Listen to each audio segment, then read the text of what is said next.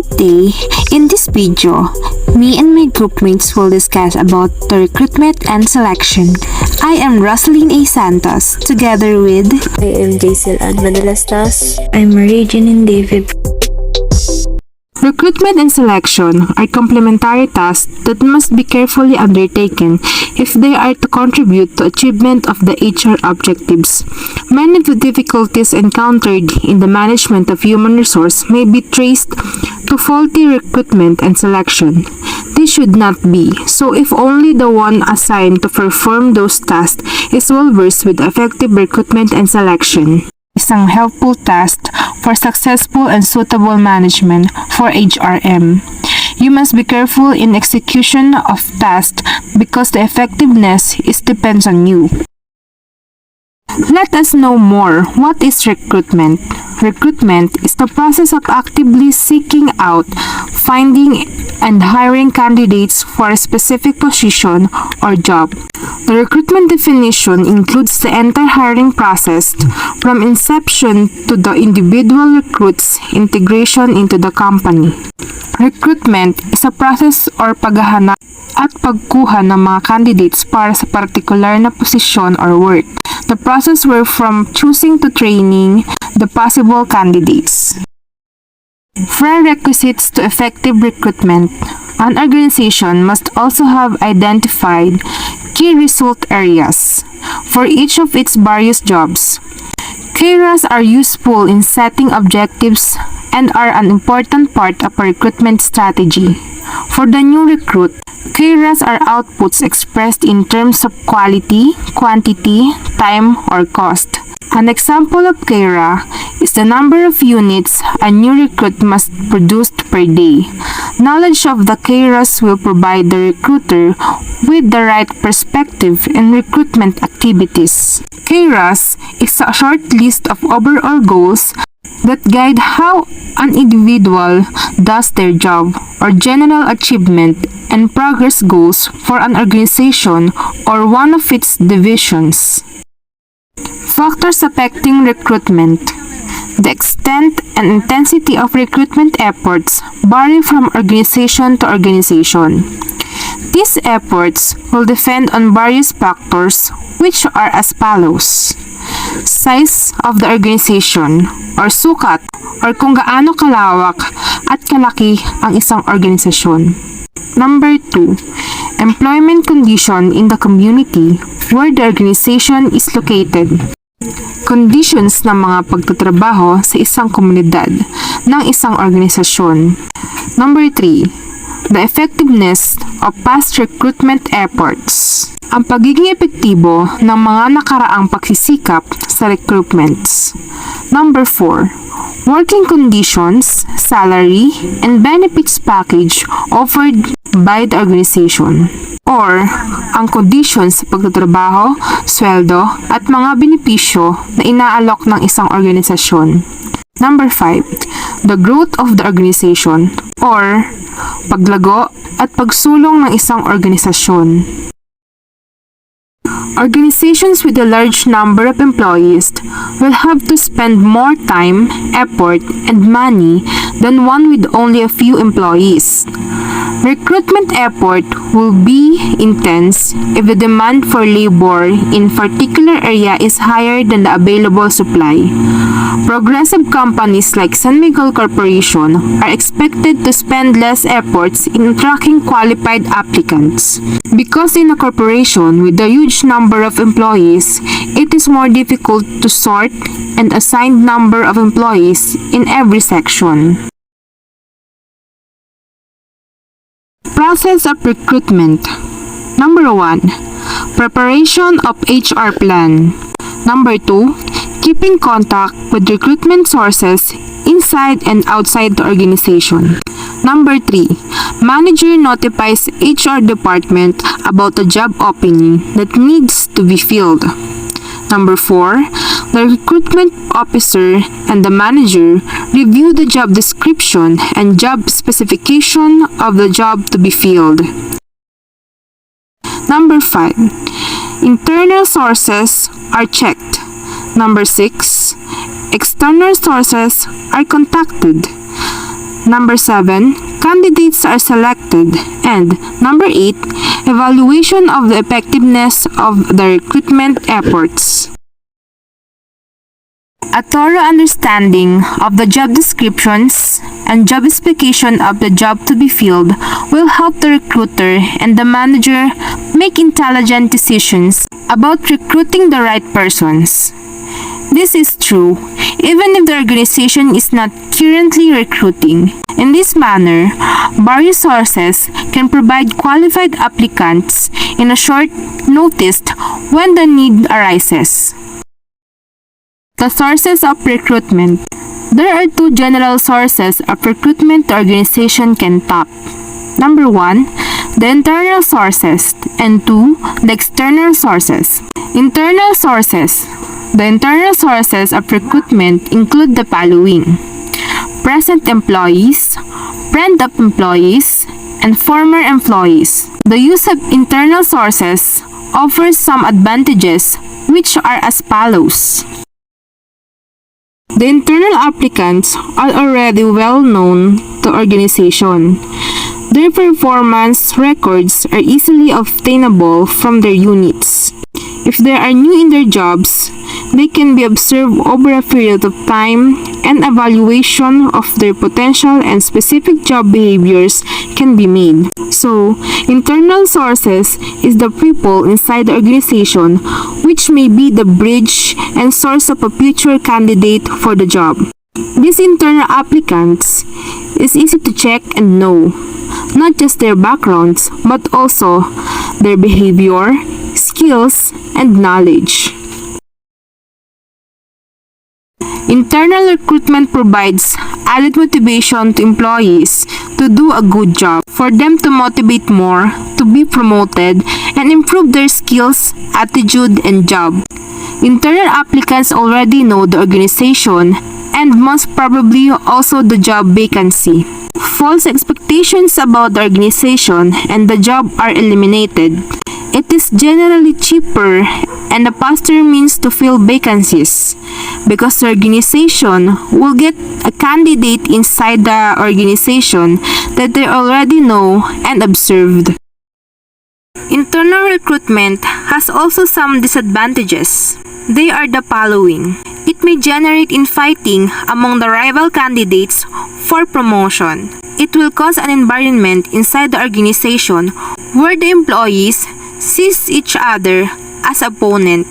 The opportunity for broadening the organization's current ideas, knowledge, and enthusiasm is not exercised. As a result, inbreeding may begin to set in. It may also cause a misunderstanding and miscooperation. Internal recruitment may result to promoting persons who are not yet ready and may lead to a thinking of the other employees as a favoritism. An internal recruit will have to leave his position vacant. This creates another recruitment concern for the organization. The vacancy and recruiting process of position in the organization will remain because of the vacant position left behind of the promoted applicant. External sources. An organization cannot fully disregard external recruitment. This is so because there are some positions that must be filled by external sources like entry-level and highly special positions. External recruitment has also some disadvantages. Number 1 dyan is attracting, contacting, and evaluating potential employee are more difficult when internal recruitment is considered. Yung mga applicant na nagsinungaling sa kanilang form na pinasa is pwedeng mawala sa list ng mga candidate for applicant. Matatanggal sila kasi nagsinungaling sila sa mga requirements nila or sa may application form nila. That's why it's very difficult to attract new employees when you consider internal recruitment. So, yung number 2 naman is adjustment orientation will be longer for outside recruits. So, ang meaning niyan, mas matagal daw yung pagre-recruit pagka external recruiting ang ginamit, kaya nagiging disadvantage siya. Number 3, recruitment from outside may cause demoralization among existing employees. So, ano nga ba tinatawag dyan na demoralization among existing employees? Ito lang naman yung pagkawala ng confidence or ng enthusiasm ng mga dating empleyado kapag may new employee na nakapasok.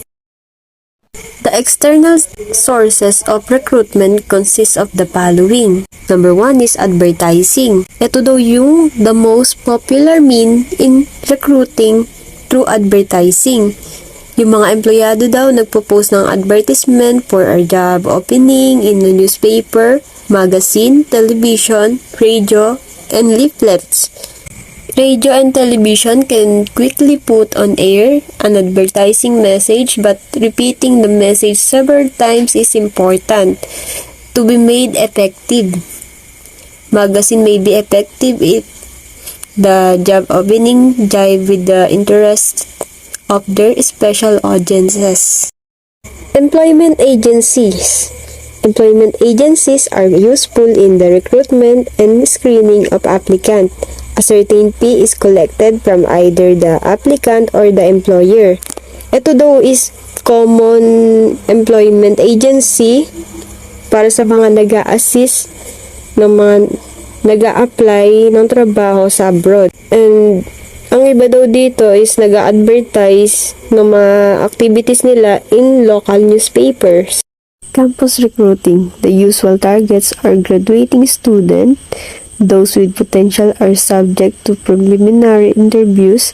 The more progressive organizations send representative to recruit promising talent inside the schools. Ito yung mga student na credential pa lang ang pinag-aagawan ng mga company. Hindi pa nakaka-graduate. Nire-recruit na sila para maging part ng company. Executive search firm. There are firms that specialize in the recruitment of executive for a fee. This firm offer their services to any interested party. This firm invite applicant, make a preliminary interviews, and submit a short list for the requesting organizations. This option will make it possible for the organization to hire recruiting without the need to form a team. Professional organization. Some professions have limited number of practitioners, making recruitment difficult. Professional organization usually maintain listing of their member which can be useful to the recruiter. Yung mga example daw na to is yung real estate broker, yung mga medical professionals. Mahirap daw kasi i-recruit yung mga suitable candidate para dun sa position na yun. Walk-in applicants. Some organizations are now using the internet to recruit qualified applicants. Yung mga organization ay gumagamit ng internet to recruit new employees or candidates. What is selection? In recruiting, qualified applicants are determined so that the best among them may be chosen to fill the vacancy. Kung sino daw yung may magandang credential o yung pasok sa hinahanap ng organization, siya yung pipiliin para mapunuan yung mga vacancy na position. Benefits of proper selection. Nakakatulong ito para hindi maging bias yung pagre-recruit ng mga new employees at makapili ng tamang candidate. It also helps eliminate the candidate who are lacking in knowledge, ability, and proficiency. It provides a guideline to evaluate the candidate further through the strict verification and reference checking. The selection process. In selecting job applicants, several steps are involved. The steps are like heartless, making one step a prerequisite to another. Some of the steps are eliminated if they are too expensive to administer or if they do not help in determining the probability of success of candidates. In each step, a decision is made on whether or not to proceed to the next step. Initial screening. The formal selection process begins with initial screening whereby inquiries about a job are screened. When confronted with a number of applicants, The following factor may be sufficient to eliminate some of them. So bakit nga ba nai-eliminate yung ibang applicant pagdating sa initial screening? Number 1 dyan is inappropriate experience. Baka naman kasi sobrang lala nang naging experience nila sa'yo. Pangit yung pinakita mo, kaya hindi ka na nila tatanggapin. Number 2, yung inappropriate education. Baka sobrang layo ng tinake mong course sa ina-applyan mo. Or hinahanap nila is college graduate, hanggang high school graduate ka lang. Kaya possible na malaglag ka din sa initial interview. Number 3, low salary offered for the job. Baka masyadong mababa yung offer na pasahod. Kaya yung ibang candidates umaatras sa pag-a-apply. Number 4, working condition. Kinukonsider din kasi kung risk-taking ba yung papasukan nila or hindi. Completion of the applicant form. The information gathered through the use of the form serve as starting point in the comprehensive interview that may follow. An applicant name may be stricken off the list if he provided false information or did not follow instruction. Yung mga applicant na nagsinungaling sa kanilang form na pinasa is pwedeng mawala sa list ng mga candidate for applicant. Matatanggal sila kasi nagsinungaling sila sa mga requirements nila or sa may application form nila. On slide 28, we have the employment test. So these tests are used to evaluate an applicant's suitability for a given position. The kind of test used depends on the position being filled. There are various types of tests and their applications includes the following. So on the next slide, we have the aptitude test. So these tests are used to measure an applicant's capacity or potential to learn and perform a job. So in this test, it is used to gauge a candidate's aptitude for learning new skills and job performance. Number 2, the psychomotor test. These tests are assessments when hiring people to work in places like factories, construction sites, and etc. These tests are very helpful. An applicant's strength, finger dexterity, manual dexterity, wrist finger speed, and speed of arm movement are all assessed using these tests. Number 3, job knowledge test. These are used to gauge an applicant's level of job-related knowledge. 4, proficiency test. These are used to evaluate an applicant's performance on a sample or portion of a job. 5, interest test. When conducted correctly, interest tests can reveal a candidate's level of job interest. The assumption is that someone who is enthusiastic about what they are doing will most likely do it well. However, there has always been a question about how honestly people answer test questions. Last but not the least, personality tests. These are used to assess how well the applicant's personality traits match the job being proposed. Dominance, tolerance, extroversion, aggression, self-esteem, authoritarianism, neuroticism, and independence are among the characteristics assessed. Next on the selection process, we have the comprehensive interview. The typical points of inquiry focus on topics that aren't fully covered in test and application forms. The candidate will be interviewed by senior managers, HRM interviewers, and potential supervisors depending on the level of the open position. Interviews can also be semi-structured, where the interviewers plan ahead but still have some freedom to ask whatever they want. On the next slide, we have the background investigation. The candidate will undergo a background check after passing the thorough interview. In some circumstances, it is a fundamental requirement to check criminal histories and credit references. The police, the NBI, and the court's clearances are typically required of applicants. It's a good idea to get in touch with the former instructor.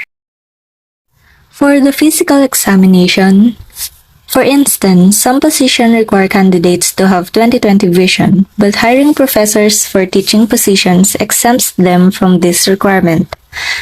A physical examination can be as simple as a recruiter taking a look at the candidate or as complex as a team of doctors performing a real medical exam on the candidate. Next, we have the job offer. Any or all of the chosen candidates may decide to turn down the job offer. If this occurs, it might be a sign that the selection procedure was flawed. On the other hand, the hiring paperwork is processed if the job offers are accepted. After the job offer, of course, we are selecting managers. There are times when a manager's position becomes vacant or when a new managerial position is created. In any case, a promotion or external hiring must be used to fill the position. Selecting the best candidate in this situation can be challenging. Thankfully, there are a few methods by which this can be accomplished. Both panel interviews and assessment centers are used to obtain these. For assessment centers, multiple raters assess candidates or employees currently holding a position for their managerial potential in an assessment center. Role-playing, paper and pencil tests, cases, leaderless group discussions, management games, in-basket exercises, and peer evaluations are just a few of the activities the center uses to select candidates. Of course, the panel interviews.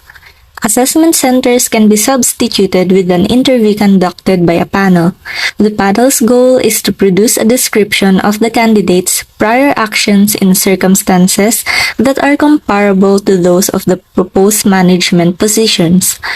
The panel may check references as part of its process for gathering data that will be used to assess management potential. For the summary of this report, two of the most crucial facets of human resources management, or HRM, are recruitment and selection, and both can be made effective if done correctly. In order to effectively exercise selection, it is critical that a sufficient number of recruits be gathered. The preparation of the HR plan typically comes first and is followed by the evaluation of the recruitment efforts.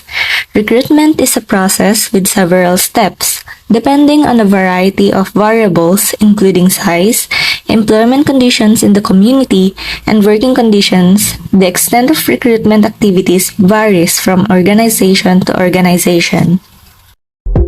That's all about our report. Thank you for listening. Have a great day.